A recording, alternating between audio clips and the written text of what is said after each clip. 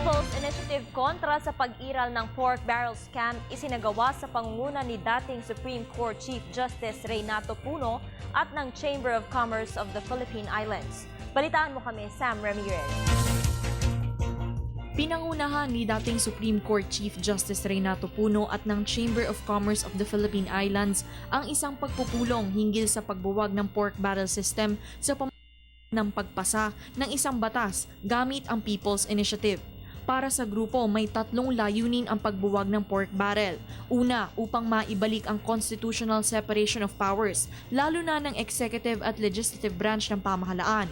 Pangalawa, upang muling pagtibayin ang transparency, accountability at ang tiwala ng publiko sa pamahalaan. At ang pangatlo, upang di na muling magamit pa para sa political patronage o di kaya sa pampersonal na kapakanan ng sinuman ang public funds.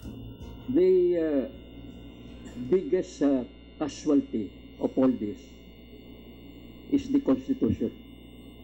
If we prohibit this lump sum appropriation, we shall be substantially doing away with what we know as PDAP, DAP, and their other manifestations.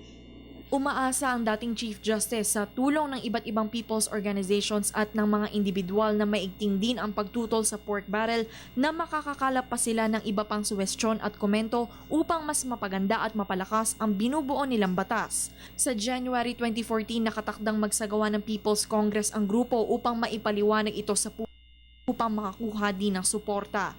Upang maging matagumpay ang pagbuwag ng pork barrel sa pamamagitan ng People's Initiative, kailangan makakuha ng kabuuang boto na 10% ng registered voters, 3% kada legislative district at kailangan maipanalo din ito sa isa pang round ng botohan na tinatawag na referendum.